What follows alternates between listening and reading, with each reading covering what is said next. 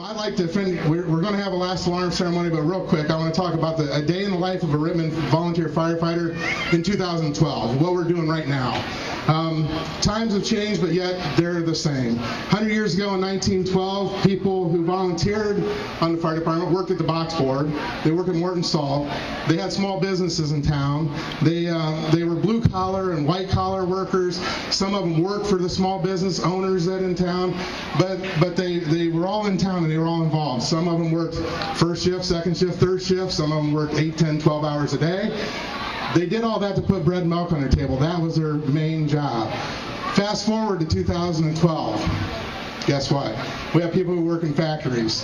We have people who work first, second, and third shift. We have people who work 8, 10, 12 hours a day to put bread and milk on their table for their family. Some of them work 2 jobs. So the names and faces may have changed, but the people are still the same. They still have to go and do their full-time job and then come back here and volunteer. They're our neighbors, they're our friends, they're our family. You may coach beside them on the T-ball team, or you may coach beside them on the youth football team. You may see them down at IGA or over at Subway, or you may see them up at the rec center, but they're your friends and your neighbors, the volunteer firefighters that are part of the city of Rittman in 2012. The firefighter schedule on a daily basis is busy. They are busy folks. Over the last 100 years, the firefighters were held to a high standard. We and previous chiefs had always required additional training. Rittman was probably one of the best trained fire departments throughout those years in the region. And I know because I came from a neighboring department from the west. But they were always well respected and well trained. We haven't diminished that training at all. We still expect our folks to get more training. The state requirement training for a firefighter is 18 hours a year. We require our guys to have 24 hours a year or more, and we also require officers to take additional leadership training every year. So those folks, although they have a busy schedule, still have to get additional training. You may say to yourself, are the professional firefighters, the full-time firefighters, they have to have more training than volunteers? No. Full-time firefighters in Barberton or Akron or wherever, Medina, well, they're not full-time yet. Brunswick's not yet either. Anyhow, full-time firefighters have the same required training that we have as volunteers. So they have their initial training is a little longer. Our initial training is 136 hours. Theirs is 256. But after that, it's all the same. There's no difference between a full-time firefighter and a volunteer firefighter when it comes to training. They all need to know hazardous materials. We all need to know command structure. We all need to know how to keep ourselves and our peers safe along with the community. So it doesn't matter if you're full-time or volunteer. You still need to know all that stuff. There's not a difference, not one little bit, not at all. When a CO alarm goes off, a full-time, you think the homeowner says, hey, are you full-time or are you volunteer? No, they just want you to check it out. And we handle ourselves in a professional manner just like everybody else does. You think when there's a car accident that the victim says, hey, are you full-time? Or you volunteer? Do you have more training or what? No, they just want us to come up and act professional, and we do. We are very professional when it comes to that. We're very proficient when it comes to that training. Hey, listen, when the big yellow truck shows up in front of your house and it's on fire, the fire doesn't care if you're full-time or volunteer. It's not going to cool down. It doesn't say, hey, they're volunteers, we need to cool it a little bit.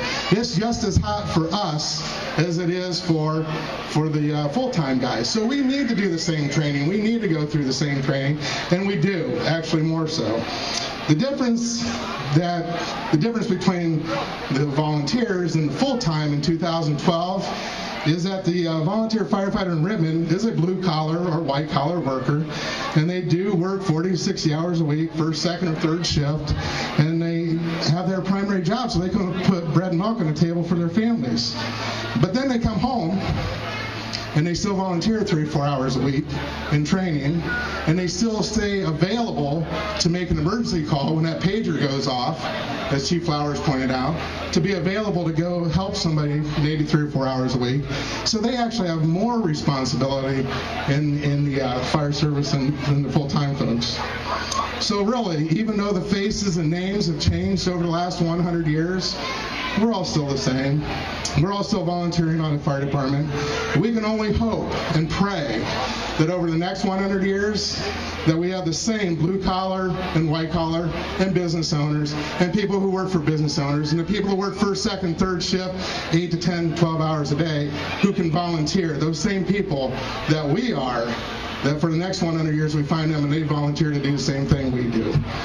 Thank you. And I'd like to continue that Chaplain Tom Aspinall will do. Please remove your caps.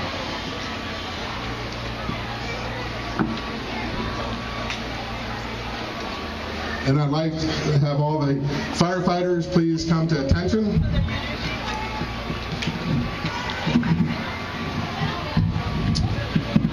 In the last alarm, throughout most of history, the lives of firefighters have been closely associated with the ringing of the bell. As they began their hours of duty, it was the bell that started it off. Through the day and the night, each alarm was sounded by a bell.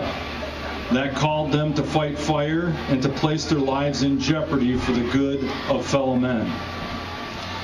And when the fire was out, the alarm had come to an end, the bell rang 3 times to signal the end.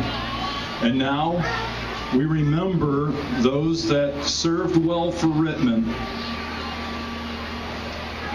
They completed their task, their duties well done, and the bell rings 3 times in memory of and in tribute to their lives and service.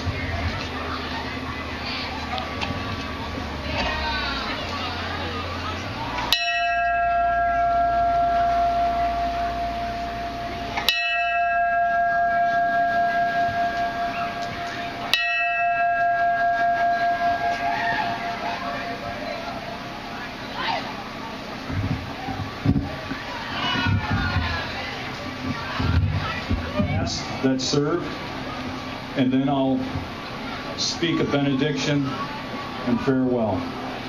The firefighter's prayer. When I am called to duty, God, whenever flames may rage, give me strength to save some life, whatever be its age. Help me embrace a little child before it is too late, or save an older person from the horror of that fate. Enable me to be alert and hear the weakest shout, and quickly and efficiently to put the fire out. I want to fill my calling and to give the best in me, to guard my every neighbor and protect his property. And if, according to my fate, I am to lose my life, please bless with your protecting hand my children and my wife.